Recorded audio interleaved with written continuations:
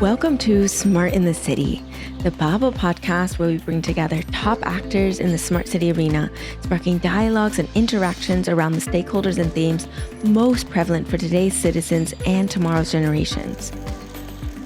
I am your host, Tamlin Shimizu, and I hope you will enjoy this episode and gain knowledge and connections to accelerate the change for a better urban life. Smart in the City is brought to you by Babel Smart Cities. We enable processes from research and strategy development to co-creation and implementation. To learn more about us, please visit the Babel platform at babel-smartcities.eu. So today we are back with another episode and with our Mayors series that's ongoing, where I get to talk to really influential and wonderful leaders doing amazing things in their communities, and really explore how that leadership is transforming cities, large, small, everything in between. So today we will explore the intersections of advocacy, humanitarian work, and public leadership. And who better to guide us through that journey than our guest here today. Her name is Shaheen Ashraf. She's the mayor of the Solihull Metropolitan Borough Council in the UK. Welcome, Shaheen. Thank you. Nice to be here. Lovely to have you. I always like to start with a little bit of a warm-up question to get us going. The question I have for you is, what's one little known or surprising fact about Solihull that you think more people should know? Well, I think Solihull is a bustling metropolitan town that is an absolutely amazing place to be. It is the economic hub of the West Midlands. There you go. I think we'll get a little bit more into that also later. Can you paint a picture very clearly for people who have never heard of Solihull before? What really builds its unique DNA? So Solihull is it is the bypass between London and Manchester. We are an economic hub. We have the international airport here. We have what we call the National Exhibition Centre. We have where all the concerts come in. So that it's the economic side. From it has the most brilliant parks. We've been awarded green flags for our parks. It has a bustling community. We have around 239,000 people within the borough.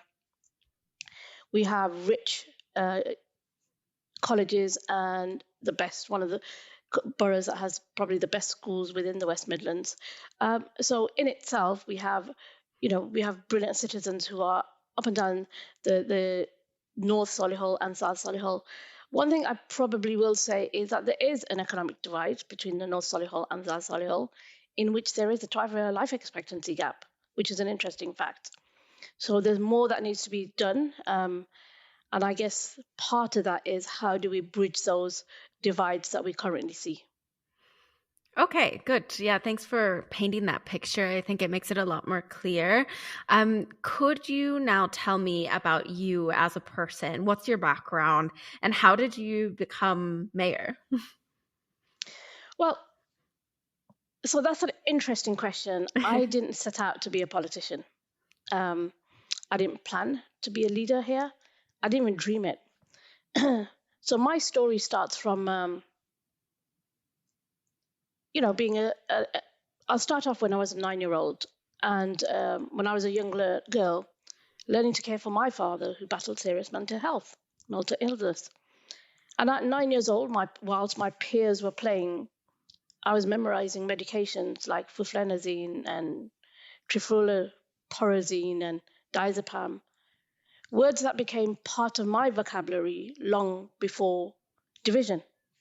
Whilst others sat in classrooms, I sat in waiting rooms and pharmacies learning about care, patience, and advocacy in the most purest, probably, and the most human way that I could. And part of that narrative is also, I grew up in a time where there was so much unrest, in the 80s, amid riots, amid racial tensions, and resilience. So there was joy back then. Big Hair, Wham, Rick Astley, Bangra, all those things. But one of the things is libraries became my refuge as a 9-year-old. And those stories that opened my mind to injustice across the world So as I was growing up, whilst I finished my the equivalent of the GCSEs, I started work at the age of 17 with. Having said that, before that, at 12, I had my first business cards because I had to try and get the taxi fare to go and see my father in the hospital. And so what I did was started off having business cards at the age of 12, which I would help people to fill out their forms for 25 pence in order to get enough money to go to get a taxi to see my father. Wow. I was his interpreter as well. So therefore, I felt that the burden for me was great because I was there to advocate for him. So then came Bosnia. Then I started working for the Department of Employment at the job center. And it was a natural progression to what I'd already been doing from the age of 12. So then came Bosnia in 1992. And I find myself at the front line of something that changed me forever. I'd been working in the employment services since 1989, and I witnessed the arrival of Bosnian refugees, survivors of genocide. They came with horror in their eyes. The stories that they told of sexual violence, mass rape, torture, all kind of imprinted in my soul. And that's why when my journey into humanitarianism began, and I wasn't reading about injustice, I was actually holding its hand. In 1993, I moved to the United States and helped found one of the largest Muslim-led INGOs, and we built the first free clinic in Los Angeles. We delivered aid. But then here's the interesting thing. In 1994, an earthquake left me homeless and stateless in the best nation on this earth, as they call themselves. I stood in a deportation line, once again a refugee, but nothing with my clothes on my back. I told the officer I'm British, but because I had he only wanted documents. I didn't have any documents because everything was in the building that had a massive crack in it, so I couldn't go back. So for 3 months, I had no home, and yet strangers, bless them, opened their doors. And from that moment, I promised myself that if I ever had a chance to lead, I'd lead with empathy. So on returning back to the UK after being stationed in Afghanistan, stationed in Pakistan, stationed in places like Ethiopia, I returned to the UK carrying those stories, those scars, and that fire in my belly. And I've spent years working in conflict zones. I saw girls who denied education, who later became doctors. I saw war survivors becoming leaders, and I knew I had to serve not just globally, but here at home. So a couple of years ago, I put my hat in the ring. I did come to this council when they said all Muslims go back home. One of the local councillors had made a hate speech. I'd come off a flight from Brussels talking about the EU and humanitarian access and impediments. Came off a flight, came outside the council, and there was a one-woman protest for about 3 days outside the council. And somebody asked me if I wanted to become a councillor, and I said yes, and I will always be grateful to them. And then campaign ensued. I became a councillor, and then 5 years later, I am now the mayor of Solihull. I did so not as a career politician, but as someone who knows what it means to feel invisible, what it means to be silenced and to lose everything. So my mission here this year was simple: to make everyone in Solihull feel seen. And that meant I went where people were, at food banks, at temples, at care homes, at the youth centres. Well, actually, there's no youth centres, where youth gather. It meant turning listening into action, because without that listening, without that commitment, this is all just noise, and people deserve better. Really amazing story. Thanks so much for sharing. I love your approach of bringing these experiences and this empathy into your position today on a local level. Can you elaborate a little bit more maybe around how these international experiences have further informed your approach to addressing specific local challenges? Maybe if you can dig in a little bit deeper. I know you've alluded to that already, but would love a bit more on that. So I see that progress is never perfect. I also see one of our biggest challenges is complacency. The sense that we've done enough. We haven't. Inclusion takes constant effort. Real change doesn't come from reports. It comes from risk. It comes from courage. It comes from love, I guess. And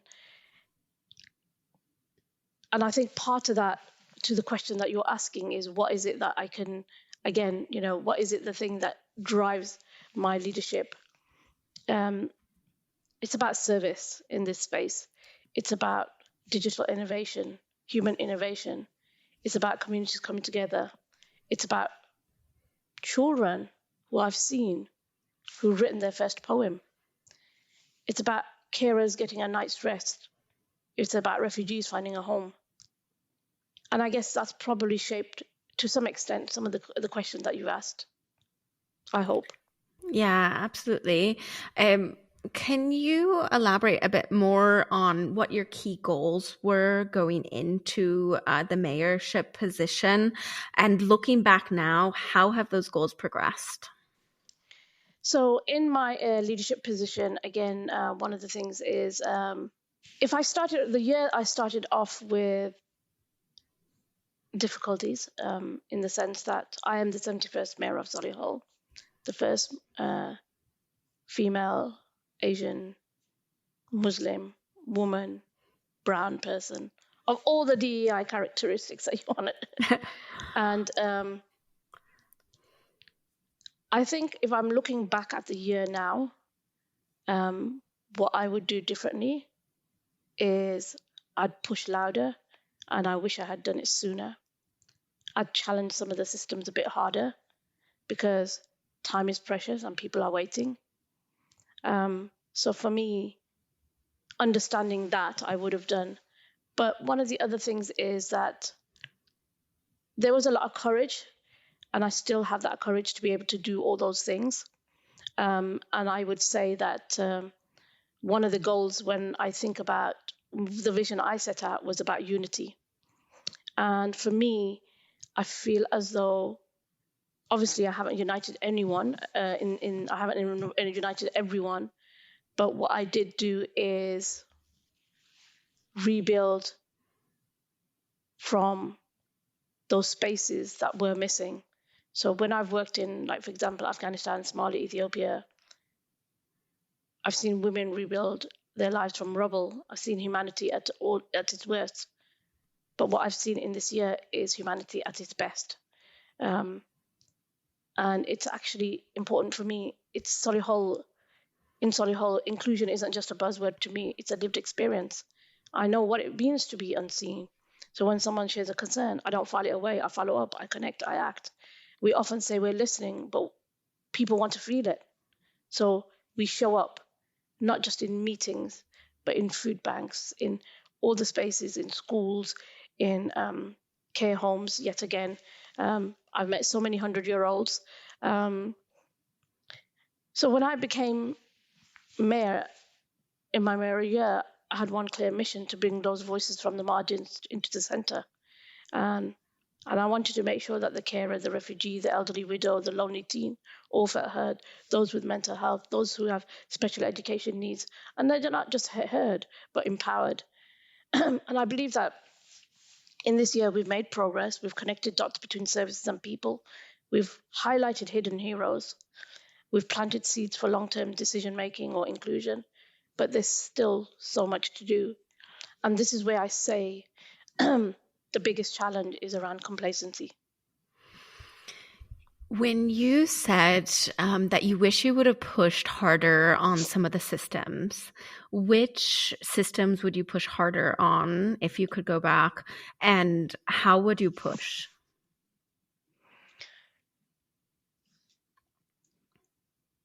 I would have pushed on.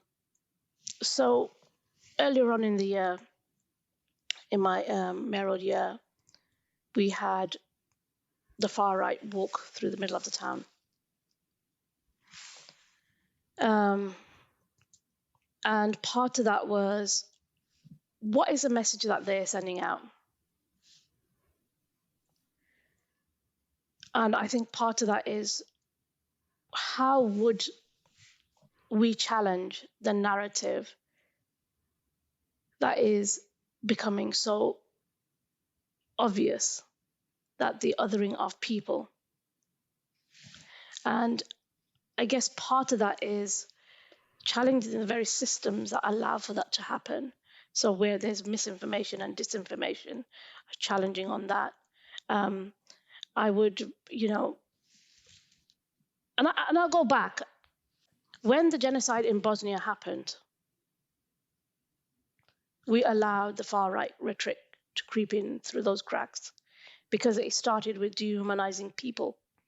The words that were used in those challenges, the normalization of hate happened, and it became more urgent, right? That normalization. Because I've seen it. I see where silence leads. I saw it in Bosnia. I hear it in the stories of survivors. In my opinion, genocide doesn't begin with weapons. It begins with words, those whispers, those dog whistles. And before you know it, whole communities are demonized.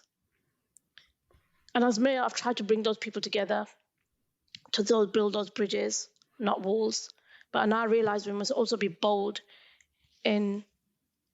enough to call out what divides us, because we cannot allow for racism, xenophobia, extremism to dress itself as patriotism, not just in Solihull, and definitely not on my watch. Yeah, really good words there. When you're talking about these things, I'm wondering, in a very practical sense, what do you think is missing from the equation, or that you don't have enough of, to really accelerate this change that you're talking about? I think part of that is educating people, and how do we educate people in that. And part of that is when you have young people in which their access to TikTok and other things. Part of the practical reflection on that is change through education, ensuring that my role as mayor ties in with the global experience and local leadership. For me, it is about seeing that. I've done misinformation, disinformation campaigns, and how we become better citizens. And it isn't just about, I've seen when the rhetoric around the Irish happened in the 70s, it's the same rhetoric that is happening against various other communities. We shouldn't be marginalized in the space that we call a home. But again, education must go beyond the academics that we see. We need to teach emotional intelligence. We need to teach digital literacy. We need to be able to understand what global citizenship means. We need to do critical thinking. We need our young people to recognize when they see it, so they call it out, right? So they question misinformation. Actually, that's not true about her, or that's not true about him. Because the first thing that happened to me was when I became mayor, lots of people, particularly the far right, called it out. Look what Solihull has become. Muslims are taking over. And I think it's part of that, when you recognize hate and when you see it and you challenge it. And I have to say, everywhere I've gone in the borough, north, south, east, or west, people have been absolutely brilliant. People are trying to put food on the table, hot food on the table. And I've had moms say, Madam Mayor, we're the people that are being described on the TV. We don't hate you. We're just trying to put food on our tables. Can you help us do that? And I think when those things come out from the humanity perspective, it also means that you're challenging some of the narratives. Look, investing in youth services, supporting schools to have those hard conversations, making sure that every child, no matter what their postcode, background, or ability is, has the tools to thrive. Because if we want to truly accelerate change in Solihull, we have to start with our next generation. And I believe that part of that, today's conversations are about starting with the next generation. And starting with that education, right, as a forefront and a focus. Yeah.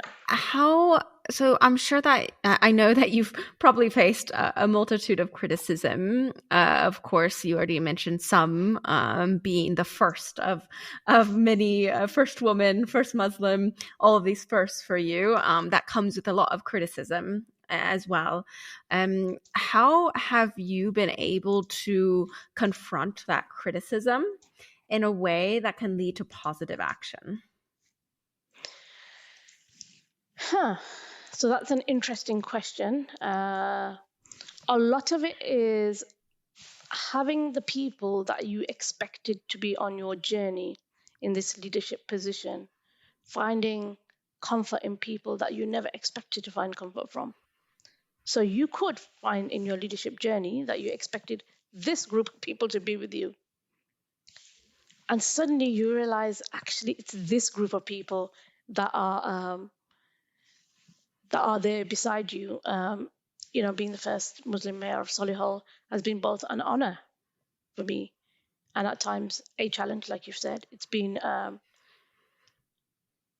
when you look at leadership, when you look different, when you pray differently, or you carry a name that sometimes people struggle to pronounce, it doesn't come without its criticism. I faced it, subtle and direct, to be honest. The raised eyebrows, the unspoken assumptions, the messages that weren't about policy but about identity. But you know what? I never let that stop me, because every time someone questions my place, I remember that little girl in Handsworth who told she wasn't belong, told she didn't belong. Around I remind myself, I do not have to shrink in to spaces that were never designed for me. So I confront by showing up, by staying visible, by leading with integrity, by inviting those who are critical to the table, because change for me does not happen from the echo chambers of people who are like-minded to you. And more than that, because I'm very petite, I stand very tall for every child watching who looks like me, who feels like an outsider, children with special education needs, children who are struggling, children with mental health, all those things. And my leadership isn't just about decisions, it's about representation, it's about me. And I'm sure that I say that the title mayor belongs to all of us and not just to me. Yeah, amazing words. So thanks so much for sharing those approaches. I think that's a really powerful message. I'm also thinking, from our work that we do, we focus a lot on, of course, helping practitioners at cities make the right steps moving forward to meet their climate goals, to innovate effectively together with people, those type of actions. And I'm just wondering, from your perspective, how do we bring this leadership where you're focusing a lot on these great goals of inclusion, of community engagement, all of these? How can we bring these two worlds together, so to say? Because oftentimes there's this big divide between the political leadership and the practitioners on the ground. So, I'm one in 50 women that pushes on climate change, and I had the absolute honor of meeting the Pope. Wow. Who sadly passed away earlier this week. For me, I think the Laudato Si is a very, very important document from the faith perspective. So when I look at work of organizations like yourself who are pushing boundaries in this urban innovation, like in smart sustainable development, I do see hope, because you're not just talking about climate goals, you're talking about creating frameworks that cities can be built on, actually, and acted upon. So my challenge and my commitment as mayor is that we kind of need to be more forward thinking in Solihull, for example, not in an abstract or track-driven way, but in a deeply human one. The one thing that has connected me is that humanity. So we don't move the needle on climate through reports alone. I sit at COP, at the Conference of Parties, every year, and I know that this year it will be in Brazil. I know countries like Bangladesh will be underwater. I know that actually if Solihull ends up being a 3-season climate where plants don't precipitate, that actually we will have the same wildfires as in California, right? So we don't need to move the needle on climate through reports alone. We move it in communities, feel part of the solution. So that means translating global goals into everyday relevance, planting in school gardens, greening our public spaces, helping families across energy efficient homes. Those two worlds together bring those two worlds together by remembering that innovation and compassion are not opposites. Yeah, that in fact that when we've done the right thing, and when we're doing the right thing, they're the same thing. And leadership is, for me, on this journey, is about making sure that no one is left behind on this journey. So whether it's through youth eco campaigns or partnering with forward-thinking urban groups, we're proving that Solihull can be a local leader with global responsibility, right? So it's about those smart cities that that we want to be able to build, because it's for everyone. Everybody has a responsibility. So for me, it isn't about just rising up from a ground from this zero space.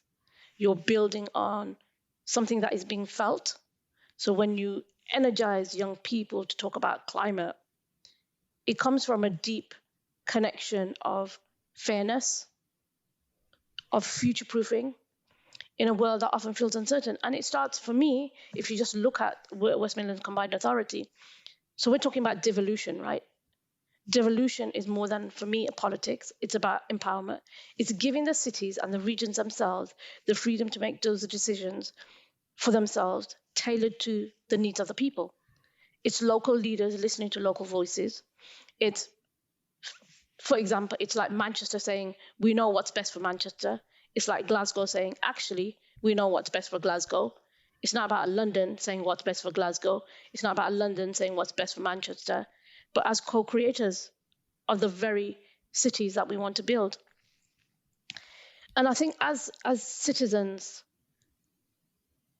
we are the heartbeat of what I believe what you're doing is the heartbeat of this smart city that we want to create, right? We're the heartbeat of, we're not passive users, but we're active participants. We're not just data, we are the voices. We're not just the dreams, because all those things matter. And I believe that when we want to create what you're saying, how do you build into this space? It means that we listen, we learn, we adapt. In my word vocabulary, I disrupt. I build those systems that reflect the diversity of its people, right? And I think when you look at that, whether it's clean transport, whether it's affordable housing, whether it's accessible healthcare, and tech that serves everyone. For me, that's how looking at the future means, and what it means for us to be able to lead in innovation and compassion, which are not opposites. You said so many things that I really resonated with. I love the innovation together with compassion. Also, the word that you use to disrupt, because we often talk about technology and innovation disrupting. But there are so many ways also that you have to disrupt to push forward with change, and to innovate more effectively. So I love those things that you mentioned. Is there, now we come to the section where I like to give you space for anything that we didn't get the chance yet to talk about. Is there something that you think is really relevant for the listeners to know, that maybe we didn't yet touch on, or that you want to elaborate more on?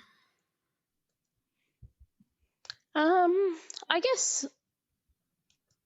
it's about the future. What is the future that we're trying to create for our young people? And how do we create that future for young people? It's about giving people the space to be able to do that. Again, it's about where we see devolution. It's absolutely an important way of understanding how we are as human beings, how we're going to tackle the very issues that will help us throughout our work. What kind of Solihull do I want to leave behind? What kind of world are we building for the next generation? The future to me isn't just about policies or budgets. It's about people. It's about that young girl right now caring for her parent like I once did.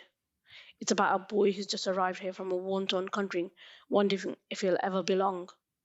It's about someone sitting in silence, struggling with their mental health, not knowing where to turn. And I think the future is theirs, and we have the responsibility today to ensure it's filled with hope, more hope than harm, more equity than exclusion, and making sure that we're embedding kindness into our systems. It means tackling the climate crisis not as a technical challenge, because I deal with a lot of loss and damage and climate finance, and the kind of all those technical narratives that we use at those very high levels. But when you embed kindness into your systems, it means that tackling climate change is not just a technical challenge, but it's a moral one, right? It means redefining what success looks like, not just GDP or infrastructure, but joy, health, connection, and belonging. And in Solihull, as I look ahead, I don't see just problems, I see potential. Solihull and communities all around us can be places where smart innovation means soulful leadership. It means where no child is invisible, where every refugee is welcome, where community is a buzzword, it's a lifeline. And we need to lead on that vision, which is rooted in justice. And I hope that the future is not just possible, that it's already beginning. Really good words to leave us on for our main interview. Now we go into our segment. Inspire us just a little bit with a story, a quote, or anything that has inspired you recently. And the segment seems a bit redundant to me because you've already inspired us quite a lot with a lot of the words that you've said, a lot of the stories that you've told. So now's the time, if you have a quote, a story, anything at all that you think would be very valuable to share with the audience, this is the time. Dr. Martin Luther King Jr. once said, "We are now faced with the fact that tomorrow is today. And we are confronted with the fierce urgency of now." Those words echo for me so deeply because I've seen what happens when we wait too long to act. I've seen communities displaced. I've seen voices that have been silenced. I now see rights that are being stripped away. The urgency of now means we cannot wait for the perfect moment to create change. It means that we act even when the ground beneath us shakes, even when the voices around us question our place. But as the mayor of Solihull, and as a humanitarian, and as someone who has lived through displacement and witnessed genocide, I carry that urgency with me into every room that I enter. Because the future for me isn't built on silence or hesitation. It's built on courage and collective action. And as Dr. King said, injustice anywhere is a threat to justice everywhere. And so I continue to fight in the council chamber, in the classrooms, in the communities, in the global platforms that we have, until justice isn't a slogan for me, it's a lived reality for everyone. Thank you so much for inspiring us even more with that last piece. Now we come to our recurring questions. The question we ask every single guest that comes on. And the question is, to you, what is a smart city? So interestingly, I think I've kind of spoken about what a smart city is. Again, it's not about technology. I think it's about its people. It's about us. It's about how we live together, how we make decisions, how we shape the spaces that shape us. And going back to Dr. Martin Luther King's statement on injustice anywhere is a threat to justice everywhere. And I think that when we're building smart cities, we're rising from the ground up, that they're not just being built, they're being felt. They're born from a deep need for connection, a deep need for fairness, a deep need for future proofing in a world that feels uncertain. And it is an uncertain world today. And it starts with many things, and devolution is one of those things. I think will be one of those things when we know what is best for Solihull as people of Solihull, when we know what's best for Birmingham in terms of the people of Birmingham. We're not passive users, but we're actually co-creating the voices that we want.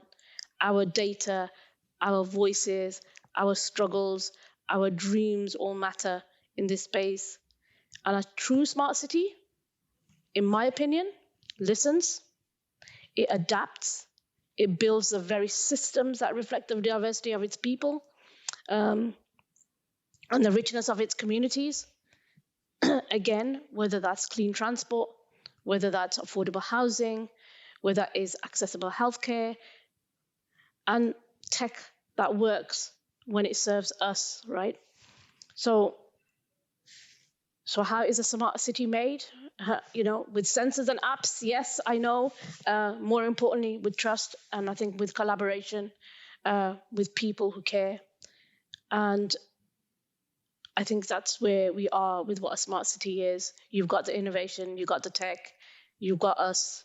What more can we do? But I do think it has to be about people who care, because that works for everyone.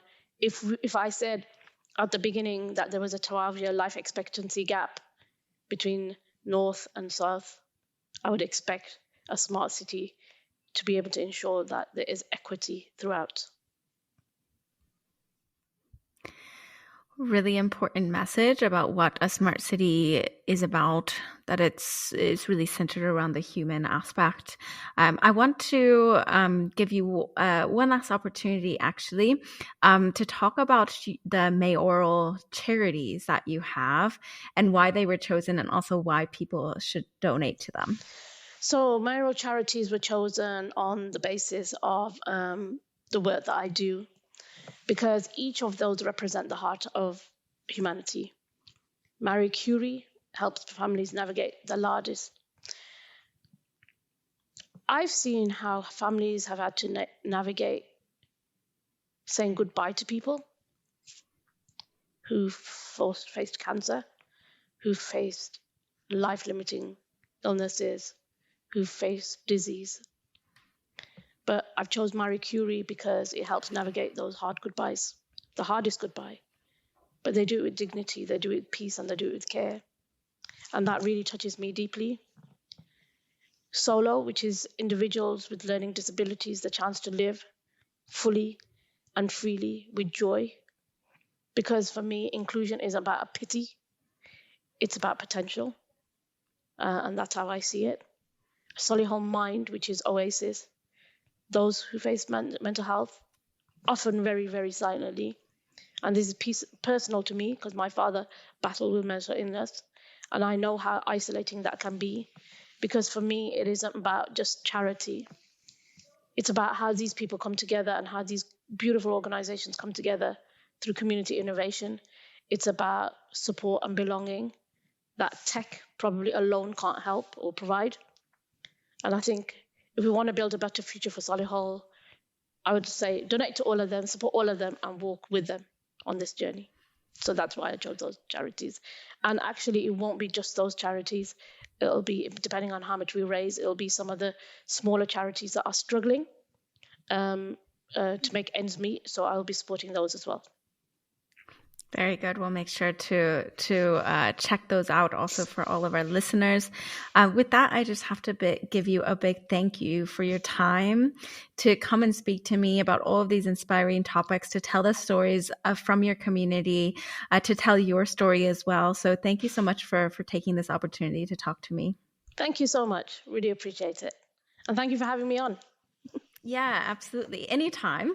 So, and also thank you to all of our listeners, of course. Don't forget, you can always create a free account on babel-smartcities.eu. You can learn about interesting projects, stories, and more on there. So make sure to check it out. Thank you very much. Thank you all for listening. I'll see you at the next stop on the journey to a better urban life.